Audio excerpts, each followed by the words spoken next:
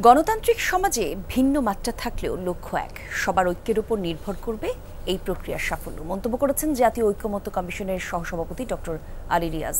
সকালে জাতীয় সংসদ ভবনের এলডি হলে জাতীয় ঐক্যমত্য কমিশনের সাথে বৈঠকে বসে বিপ্লবী ওয়ার্কার্স পার্টি। সূচনা বক্তব্যে এসব কথা বলেন আলী রিয়াজ। বলেন, জাতীয় সনদ শুধু সরকারের আকাঙ্ক্ষার বিষয় নয়, সবাই একত্রে বসে পথ খোঁজার চেষ্টা চলছে।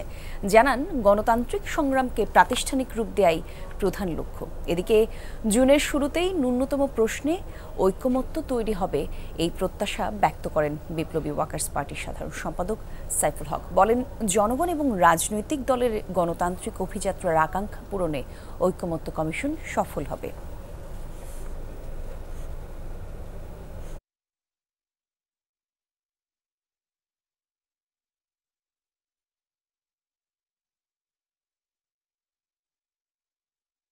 যারা প্রাণ দিয়েছেন তাদের কাছে আমাদের অঙ্গীকার, তাদের কাছে আমাদের দায় হচ্ছে আমরা যেন এই সুযোগকে হাতছাড়া না করি। আমরা একটি জাতীয় সনদ তৈরি করতে চাই, সকলে মিলে চাই। এটা কেবলমাত্র ঐক্যমত্য কমিশনের আকাঙ্ক্ষার বিষয় নয়। জাতীয় সংসদ ভবনের এলডি হলে জাতীয় ঐক্যমত্য কমিশনের সাথে আলোচনায় বসেছে বিপ্লবী ওয়ার্কার্স পার্টি। তাজনুর ইসলাম সেখানে আছেন, যাচ্ছি তার কাছে। তাজনুর, কি বিষয় বৈঠকে গুরুত্ব পাচ্ছে বিস্তারিত জানাবেন। 65% পর্যন্ত বিদ্যুৎ সাশ্রয়ী হাইসেন্স এসি। হাইসেন্স দেখুন, বৈঠক শুরু হয়েছে কিছুক্ষণ আগে, অর্থাৎ যে বিষয়গুলো নিয়ে আলাপ হওয়ার কথা রয়েছে।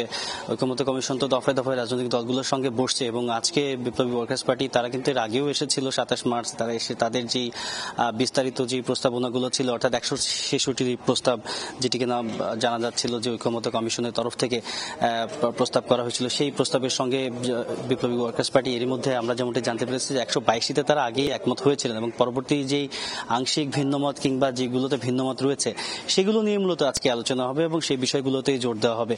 অর্থাৎ সেই আংশিক ভিন্নমত কিংবা যে ভিন্নমতের যে বিষয়গুলো রয়েছে সেগুলো কিভাবে করে সমঝোতায় বা এক ধরনের একমতে পৌঁছানো যায়, সেই বিষয়ে কিন্তু আজকে আলাপ হবে। এবং এরই মধ্যে যে বৈঠক শুরু হয়েছে সেখানে ঐক্যমত্য কমিশনের প্রধান আলী রিয়াজের নেতৃত্বে বাকি যে সংস্কার কমিশনগুলো রয়েছে সেখানকার প্রধানরাও এর মধ্যে যোগ দিয়েছেন। তবে শুরুর যে ব্রিফিংটি হয়েছে, অর্থাৎ বৈঠক শুরুর আগে বিপ্লবী ওয়ার্কার্স পার্টির সাধারণ সম্পাদক সাইফুল হক তিনি কথা বলেছেন। একই সঙ্গে জাতীয় ঐক্যমত্য কমিশনের যিনি প্রধান আলী রিয়াজ তিনি কথা বলেছেন।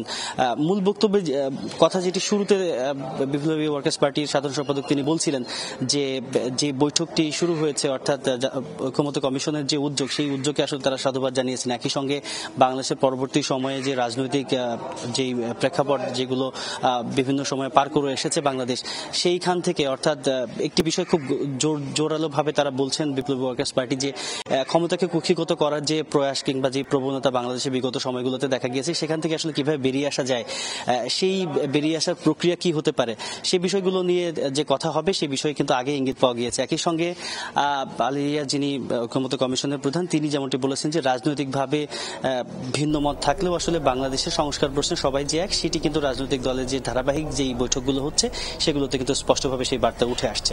কলি, ধন্যবাদ।